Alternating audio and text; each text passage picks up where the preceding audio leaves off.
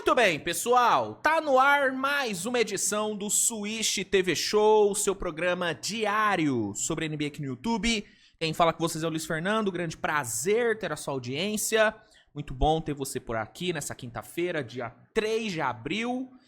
E bom, pessoal, na edição de hoje, iremos dar aquela bela passada pelos jogos de ontem, né? Tivemos uma rodada cheia na quarta-feira, ao todo foram 2, 4, 6, 8, 9 jogos sendo disputados. Alguns jogos mais interessantes do que outros, mas uma rodada boa. Tivemos algumas surpresas e tal, tivemos não tivemos tantos, né? Mas teve ali um ou outro atropelo. E aí eu vou comentar sobre os jogos de ontem. E basicamente, o programa de hoje vai ser isso, tá?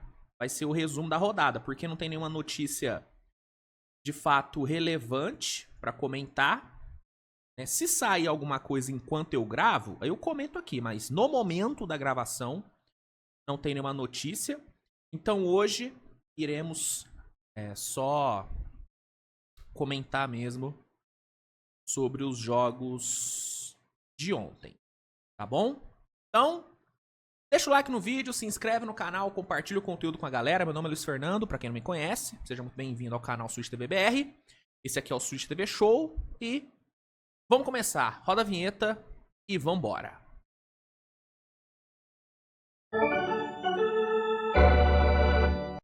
Beleza então, pessoal, vamos iniciar falando sobre o jogo que abriu a rodada de ontem, que foi Cleveland Cavaliers e New York Knicks, né? Os dois times se enfrentaram lá em Ohio, lá na Rocket Arena, casa do Cavaliers. Cavs buscando aí, né, estender ainda mais a sua campanha, que já é espetacular. E o Knicks, né, cara, querendo o mais rápido possível confirmar o terceiro lugar na conferência, né? Knicks foi pro jogo de ontem com 48 vitórias. Uma certa vantagem, né, pro quarto colocado, que é o Pacers. Mas ainda assim, a terceira colocação não tá garantida, não tá 100% garantida. A ida pros playoffs tá garantida e o mando de quadra também. Mas a seed 3 ainda não tá garantida, então o Knicks foi pro jogo de ontem com esse objetivo. Knicks ainda, né, sem Jalen Brunson. E aí, cara, o Knicks até começou o jogo melhor, tá? O Knicks teve um início de jogo muito bom, tanto que no segundo quarto chegou a colocar 15 pontos de vantagem. Chegou a abrir uma vantagem muito confortável. Só que aí, bichão, no segundo tempo, as coisas, né, mudaram. O Cavs voltou do intervalo muito melhor, né? O time se ajustou ali no intervalo. O time começou a fazer o que faz de melhor, né? Que é rodar a bola, que é explorar jogadas de pick and roll, principalmente com Garland e Mobley, ou Garland e Jarrett Allen. Começou a abusar dos cortes sem bola em direção à cesta, que é uma das características mais fortes desse ataque, nesses cuts saindo do corner e indo pro garrafão.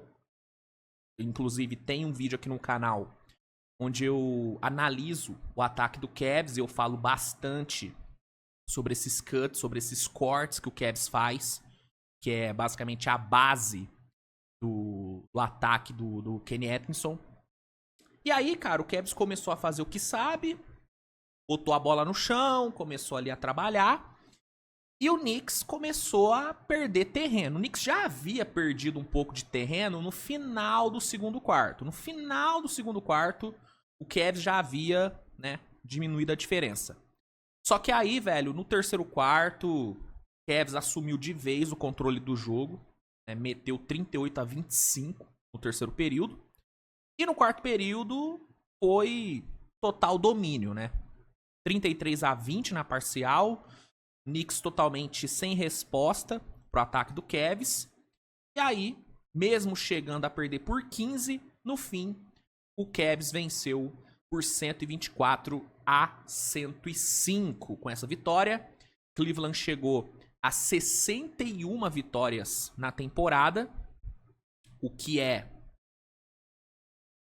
a segunda, né, na real, né, empatou, né, com a segunda melhor campanha da história do Cavaliers, né?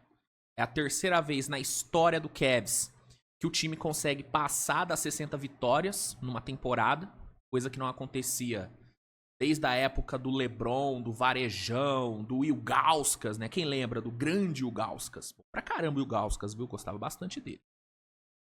Então, uma campanha histórica, uma das melhores campanhas da história da franquia.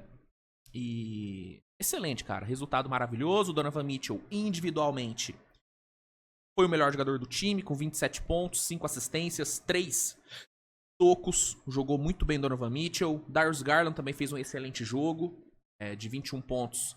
21 pontos não, né?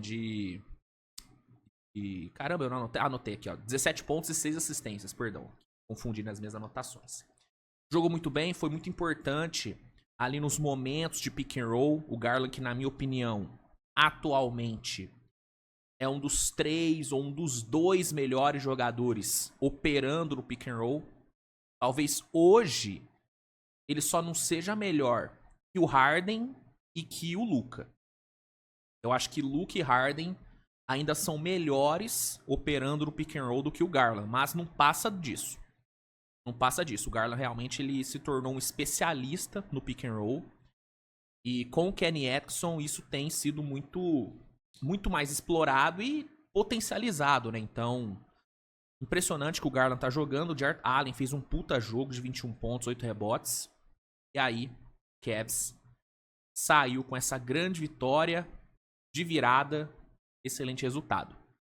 Já o Knicks sofreu sua 28ª derrota e viu a diferença pro Pacers cair, né? Hoje, somente 3 jogos separam o Knicks de Indiana, que inclusive venceu ontem com uma certa facilidade a equipe do Hornets, né? Indiana venceu por 119-105. Haliburton foi o grande destaque, duplo-duplo para ele de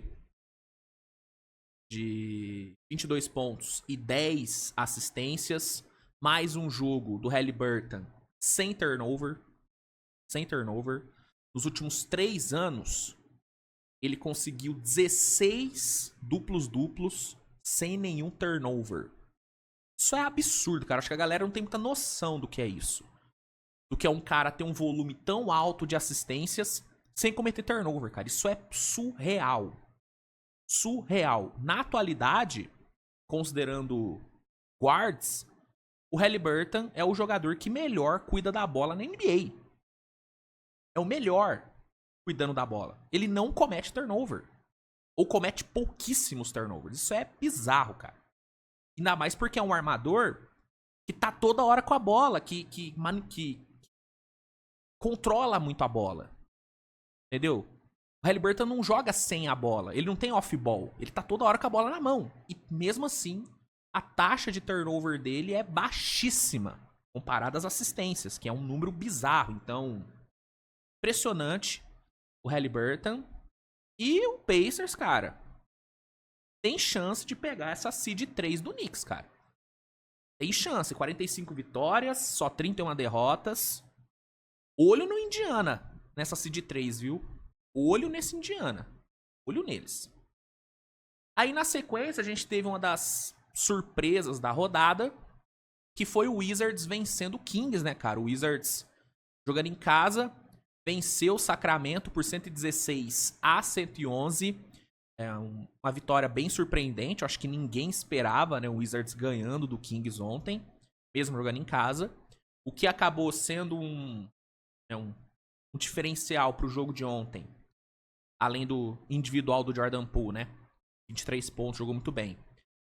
Foi o terceiro quarto, né? O Wizards teve uma volta do intervalo muito boa, onde meteu 36-25. E isso acabou sendo determinante, cara.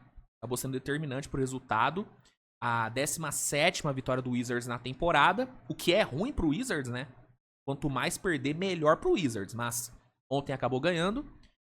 E o Kings, cara, chegou a 40 derrotas. E, cara, Kings se complica aí na tabela. Porque, beleza, se mantém na 10ª colocação. Mas a diferença pro Phoenix é de apenas um jogo.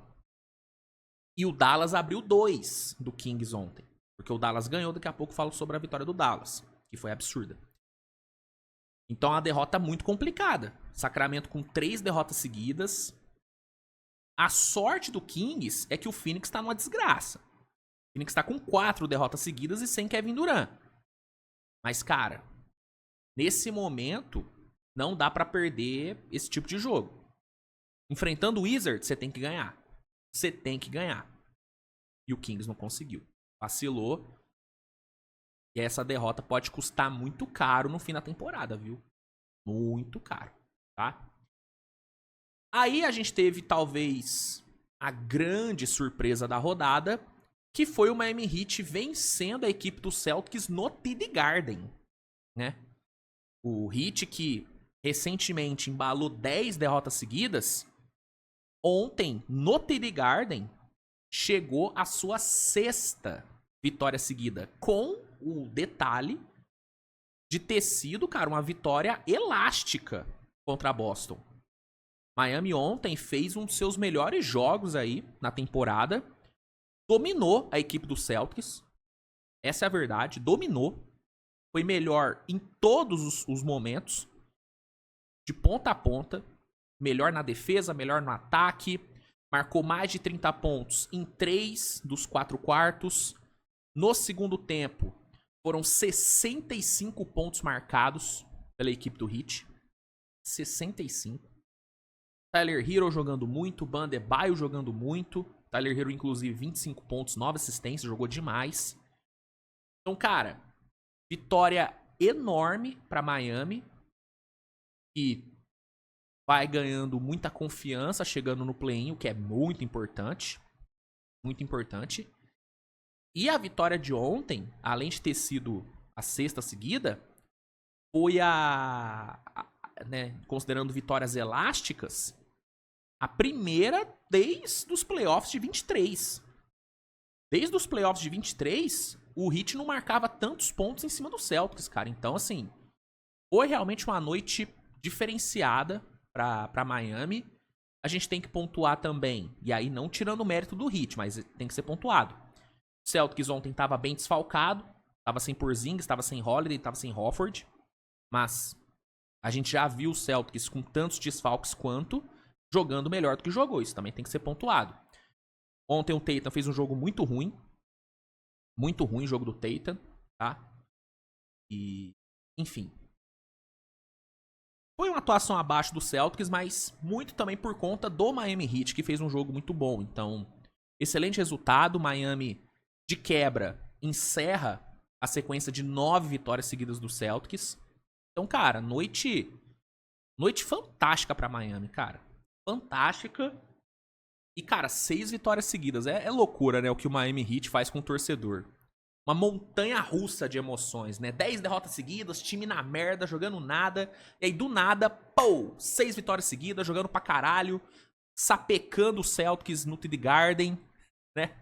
O torcedor do Heat sempre tá numa oscilação absurda de humor. Nunca tem uma estabilidade emocional. Não, é sempre altos e baixos. Sempre altos e baixos. Maravilhoso. Seguindo aqui, falando sobre um time que não tem brincado tanto com as emoções do torcedor, porque tem sido bem constante a temporada inteira, Houston Rockets, né? Houston ontem, enfrentando o Utah Jazz, fez o dever de casa, 143-105, vitória dominante, inquestionável, metendo 73 pontos no segundo tempo, jogando pra caralho. E com essa vitória, que foi a vitória de número 50 do Houston na temporada, o time está oficialmente garantido nos playoffs. Depois aí de alguns anos aí de rebuild, né? Alguns anos aí de reconstrução, o Houston Rockets está de volta à pós-temporada da NBA. O Ime Udoka, no seu segundo ano de trabalho, recoloca a franquia nos playoffs, entregando a segunda temporada seguida de 40 ou mais vitórias, né? Então, um trabalho realmente muito bom do Ime Udoka, merece muitos créditos, merece também críticas de vez em quando. Por exemplo, dos últimos 15 jogos, o Houston só perdeu 2. E um desses jogos que perdeu foi por conta do Udoka. Fez aquelas cagadas lá, né? Contra o Lakers, né? Deixou o VanVleet 40 minutos em quadra com ele não jogando nada. Bancou o Jalen Green no final. Né? Então o Udoka, ele faz um ótimo trabalho. Acho que ele tem que ser muito exaltado. O torcedor do Houston tem que estar feliz com o Udoka. Mas ele também tem que afinar alguns pontos. Principalmente chegando nos playoffs. Porém, isso é pra depois. Agora eu acho que o torcedor do Houston tem que comemorar essa volta para os playoffs, né? Uma das franquias mais tradicionais da NBA, na minha opinião, uma das maiores franquias da liga, uma franquia de muita tradição, de muita história, e que depois da saída do Harden ficou um sentimento de putz, mano, o que vai ser da gente? O que vai ser desse time? Será que vai dar pra dar a volta por cima? Será que vai demorar muito pra gente voltar? Acho que o torcedor do Houston ficou com essas dúvidas, assim como eu, como torcedor do Thunder, fiquei com essas dúvidas quando o Westbrook e o Paul George saíram. Eu também fiquei nessa de, pô, mano, será que vai demorar pro Thunder voltar? Será que eu vou ter que aguentar muitos anos de rebuild? Será que vai demorar? E assim como aconteceu com o Thunder, assim, beleza, o Thunder foi um pouco mais precoce. Mas, cara, não demorou muito, né? O rebuild do Houston não foi um rebuild longo pra caralho. Não. Rapidamente o time montou sua base jovem e quando achou o treinador certo, voou. Né?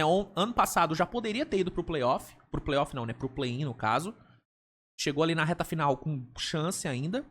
É que a derrota pro Golden State fudeu o Houston temporada passada.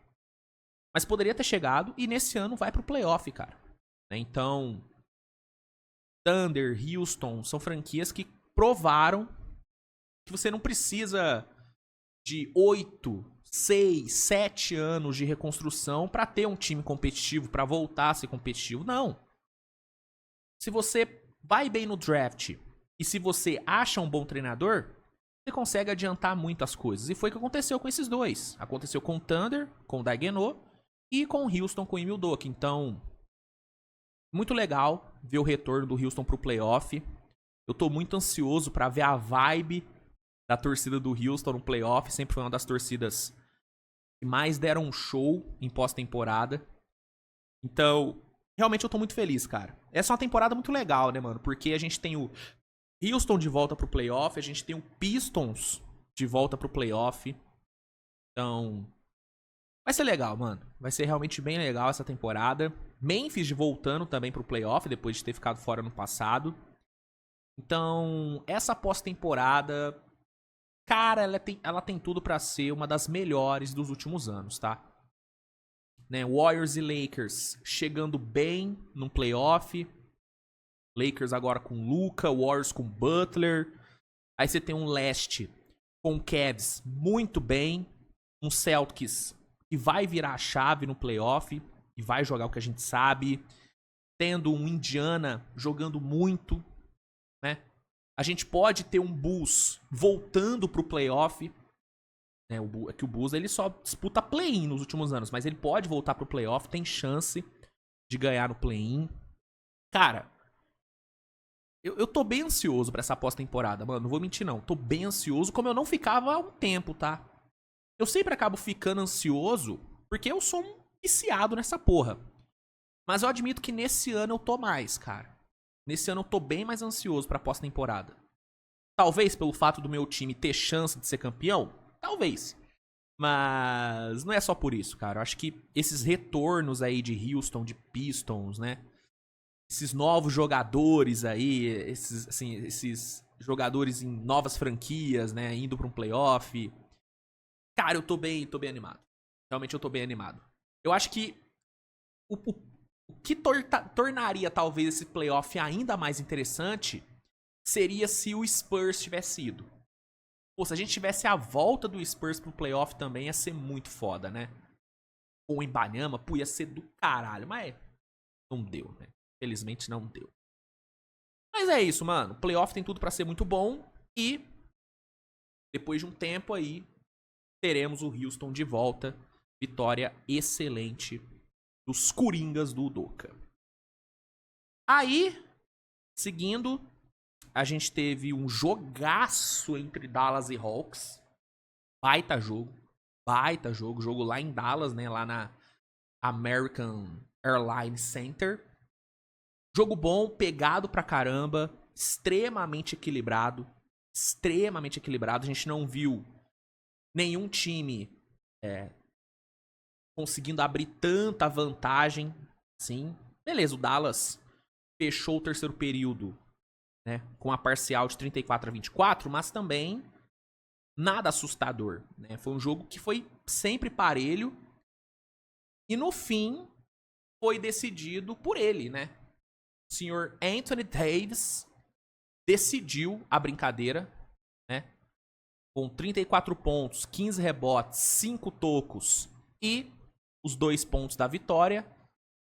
O Dallas, né, o Anthony Davis, né, deu a vitória pro Dallas, a 38ª vitória do Dallas na temporada. Vitória importante para dar uma desgarradinha ali na briga por play-in. Consegue abrir 2 jogos de Sacramento e 3 do Phoenix. E, cara, muito, muito bom ter o AD jogando nesse nível. Eu acho que o AD deveria ter sido poupado da temporada. Eu acho que o Dallas deveria ter ido tentado tancar para garantir uma pique alta no próximo draft. Eu acho que sim. Pensando, né, no médio e longo prazo, eu acho que o Dallas poderia sim ter capitalizado em cima da sua pick de draft, até porque dificilmente o Dallas vai chegar numa final de conferência. Porém, cara, eu admito que é muito bom ver o Anthony Davis jogando, cara.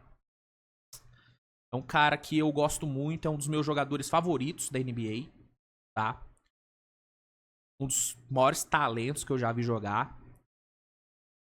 E eu acho que pelo tempo que o Anthony Davis já ficou machucado na sua carreira, eu acabo valorizando muito quando ele tá jogando.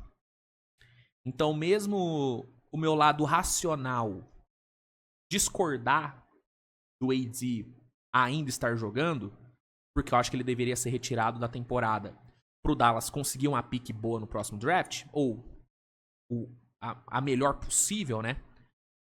O meu lado emocional quer ver esse cara jogar. E ontem foi isso que ele fez, cara. Domínio completo nos 2 lados da quadra. E meteu a bola da vitória, não tenho o que falar. Jogou pra caralho e foi o cara do jogo, né? O Klay Thompson merece elogios pelo jogo que fez? Merece. Klay Thompson também foi clutch pra cacete. Foi clutch demais. Mas o AD foi indiscutivelmente o melhor jogador em quadra. Jogou muito. E detalhe, na última posse, que foi do Hawks, foi ele que saiu do garrafão, ficou no mismatch com o Trae Young no perímetro e conseguiu a contestação da vitória, né? Contestou o arremesso do Trae Young que não caiu. Então, o AD, cara, ele fez tudo. Ontem ele foi onipresente em quadra. Pra mim, foi um dos melhores jogos dele na temporada, tá? E isso ainda com uma certa restrição de minutos, né, cara? O Anthony Davis jogou 30 minutos só. Entendeu? Então, velho, grande atuação e pensando, né, no play-in, uma vitória importante para Dallas. Desgarra do Kings, fica ali em 9º. Excelente resultado pro Mavs, tá? Aí, indo pros últimos 3 jogos, a gente teve o Spurs surpreendendo, né, e vencendo a equipe do Denver por 113-106. Eu digo surpreendendo entre aspas, porque Se fosse um Denver completo, beleza, aí seria uma puta surpresa o Spurs ganhar. Mas era um Denver sem Jokic, sem Murray, sem Christian Brown, sem Michael Porter Jr., sem Aaron Gordon. Era um Denver todo reserva, né? O Denver alinhou ontem. Esse starting five foi uma loucura. O Denver alinhou ontem, gente, com Jokic, Murray, Michael Porter... Jokic, Murray. Isso aqui são os desfalques. Alinhou com Westbrook, Pickett, Hunter Tyson, Zeke Nnaji e DeAndre Jordan.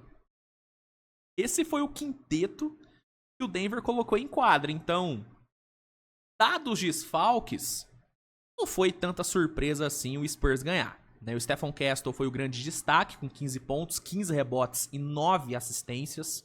Baita jogo do Castle. Pelo lado do Denver, destaque pro Westbrook, né? 30 pontos, 11 rebotes, 6 assistências, liderou a equipe do Denver. Mas não adiantou de nada. San Antonio venceu, 32ª vitória do Spurs. E o Denver sofreu sua 30ª derrota. E uma derrota que foi muito boa pro Lakers, né? Porque com essa derrota, o Lakers assumiu a 3ª colocação da conferência, né? É isso, né? Eu tô maluco. Exatamente. Lakers com 46-29 de campanha.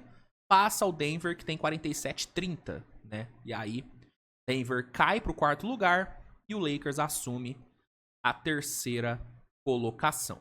Então, excelente resultado para o Lakers, né? Aí, no penúltimo jogo, a gente teve a vitória tranquila do Thunder em cima do Pistons, né? Pistons desfalcado, né? Sem Kate Cunningham e sem a galera ali que foi suspensa por conta da treta contra Minnesota. Thunder foi lá em casa, fez o que tinha que fazer, 119-103, dominou o jogo inteiro, fez um excelente primeiro quarto e no segundo tempo só controlou. O trio Chet, Jalen e Shai foram, né, absurdos como sempre. Chet, 22 pontos, 11 rebotes e 6 tocos. Ação brilhante do magrelão. Jalen Williams, 23 pontos. E o Shai com 33 pontos, 3 roubos de bola e 2 tocos. Esse jogo que faz o Shai empatar com o Michael Jordan em maior sequência de jogos com pelo menos 20 pontos, né? O Shai ontem embalou 69 jogos seguidos, marcando pelo menos 20 pontos, o que é a mesma marca que o Jordan conseguiu, né? Então, assim, é bizarro, cara, assim, é bizarro que o Shai tá jogando. Eu entendo a galera que acha que não, ele não pode ganhar o MVP porque o Jokic tá jogando mais do que ele, porque o Jokic é absurdo. E sim, eu concordo, gente, o Jokic é muito absurdo. Mas o Shai também é foda pra caralho. É foda pra caralho. Individualmente, eu acho que a temporada do Jokic é melhor? Eu acho. Individualmente, eu acho que é a melhor temporada do Jokic. A temporada do Jokic é melhor do que a do Shai, individualmente. Mas uma coisa que eu acho que a galera não entende é que o MVP, ele não é um prêmio totalmente individual. Desempenho coletivo, campanha coletiva, sempre teve uma influência enorme no MVP. Tirando raríssimas exceções. E, velho, o que vai fazer o Shai ganhar é exatamente isso, cara. Porque o Shai é o jogador que melhor combina individual e campanha. É o jogador que melhor combina isso nessa temporada. Ele tá com médias de quase... Não, acho que... de basicamente 33 pontos. Acumulou uma caralhada de jogos de 40 e de 50 pontos. 69 jogos seguidos marcando 20. Um desempenho defensivo absurdo. E ele é o líder do time mais jovem da NBA que tem a melhor campanha da liga disparado. Disparada a melhor campanha. E uma das melhores campanhas da história da NBA. Então, mano, O Shai, ele... Vamos lá, gente. O Shai, ele vai ser o MVP. Ah, Luiz, mas como que você tem certeza disso? Galera, saiu ontem uma pesquisa da ESPN com jornalistas. Mano, o Shai, ele tá com uma vantagem enorme pro Jokic. E se você pega as últimas corridas pro MVP, que a NBA publicou, o Shai lidera há um bom tempo. Né? Já faz um tempo que o Shai tá liderando. Então, faltando 6, 7 jogos pra acabar, gente, o Shai vai ser o MVP, tá? Ele vai ser o MVP. E vai ser merecido, porque não tem como, mano. O que esse cara tá fazendo individualmente e o que o Thunder tá fazendo como campanha é bizarro, cara. É bizarro. E isso sim, gente, faz diferença. Faz diferença. Repito, individualmente, eu acho o Jokic, a temporada do Jokic melhor do que a do Shai. Focar só no individual, esquece campanha. Individual, Jokic e Shai. Pra mim, o Jokic tem uma temporada melhor. O Jokic, ele é um jogador melhor. O Jokic é o melhor jogador de basquete do planeta. Ponto. Isso não cabe discussão. Só que o MVP não é só sobre isso. Nunca foi e nunca vai ser. MVP é narrativa, MVP é história, MVP é individual e coletivo. Jogador mais valioso não é o melhor jogador, não é o melhor cestinha, não é o melhor assistente, não é o melhor jogador individual. Não. Não é isso o prêmio. Acho que a galera, às vezes, não entende muito bem isso. Mas, enfim. E assim, só um ponto, tá? Quando eu falo que o Shai vai ser o MVP, não é que eu tô... eu acho que o Shai realmente foi o melhor jogador da temporada. Não é isso que eu tô falando. Eu tô falando que ele vai ser o MVP. Considerando o que a NBA costuma utilizar como critério e analisando a situação da corrida, as pesquisas que estão sendo feitas, o Shai vai ser o MVP. Agora, se eu votaria no Shai, aí são outros 500. Aí é outra discussão. Inclusive, hoje vai ao ar a atualização da minha corrida pro MVP. MVP. Corrida essa que é liderada pelo Jokic. A minha corrida, a corrida do canal, quem lidera é o Jokic. Tá? Então, antes que venham falar, Luiz, odeia o Jokic. Não, gente, não odeio o Jokic, pelo amor de Deus. Eu amo o Jokic, ele tá aqui, gente. O Jokic tá aqui, ó. Ó o Jokic aqui, ó. Tá no meu cenário. Eu colocaria alguém que eu odeio no meu cenário? Óbvio que não, porra. Eu só analiso o que é colocado. E o que tá sendo colocado hoje? Que o Shai vai ser o MVP. É isso, tá? Só isso. Bom, e aí encerrando aqui, né? Pra encerrar o programa de hoje, falar sobre a vitória do Clippers, né? Clippers sem muitas dificuldades, bateu a equipe do Pelicans por 114-98. Mais uma vitória em casa pro Clippers, né? Clippers que tem 26 vitórias em casa, um dos melhores mandantes da Conferência Oeste. Kawhi Leonard com mais um jogo fantástico, 28 pontos, né? Outro cara que me dá um prazer enorme em ver jogando, em ver saudável. Eu fico muito feliz de ver o Kawhi saudável. E, cara, o Clippers... Mano, olho nesse Clippers, tá, gente? A gente fala bastante sobre Warriors, sobre Lakers, sobre Thunder, sobre Denver, né? Quando a gente fala sobre candidatos no Oeste. Mano, esse Clippers saudável no playoff é uma parada que pra gente observar, viu? Que a gente sabe o que um Kawhi Leonard saudável é capaz de fazer no playoff. A gente sabe. Se ele vai se manter saudável até o fim do playoff, esse é o grande desafio. Mas se ele conseguir ficar saudável, esse Clippers vai dar um trabalho absurdo, porque é uma puta defesa. É um time que tem um treinador bom. Tyronn Lue é um bom treinador, que tá fazendo um trabalho excelente nessa temporada. Tem o Harden jogando o melhor basquete dele desde a saída do Houston. Tem um Zubat jogando pra caralho. Fora Norman Powell, Derrick Jones. Esse time do Clippers, ele é um time embaçado, tá? É um time embaçado. Ainda tem caras como o Chris Dunn, que tá fazendo uma ótima temporada. Você tem Batum, entendeu? Bogdanovic. Mano, Esse time vai dar trabalho, cara. Esse time vai dar trabalho. O Kendrick Perkins, que é um grande falador de merda, mas de vez em quando ele fala algumas coisas que eu até concordo. Ele falou ontem que, na opinião dele, o time que mais pode gerar dificuldade pro Thunder no playoff é o Clippers. E eu não discordo 100% dele não, viu? O Clippers, com a defesa que tem, com o garrafão que tem com o Zubat, com o Harden, com o Kawhi, é um time que eu acho que pode... Mano, pode eliminar o Thunder. Eu acho que o Thunder pode sim ser eliminado pelo Clippers, mano. Assim como eu acho que o Lakers pode ser eliminado pelo Clippers, assim como eu acho que o Houston pode ser eliminado pelo Clippers, como o Warriors. O Clippers saudável, 100%, bate de frente com qualquer time do Oeste, mano. Qualquer time do Oeste. Não é exagero falar isso, mano. E se você, por acaso, acha que é absurdo falar isso, eu tenho certeza que você não viu 10 jogos do Clippers nessa temporada. Porque se você tivesse visto, você ia saber o quão bom esse time é.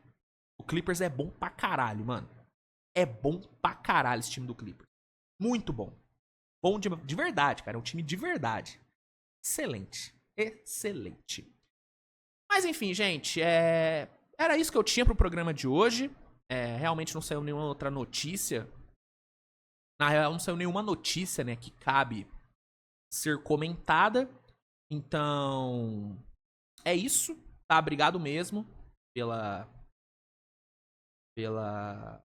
companhia nessa quinta-feira.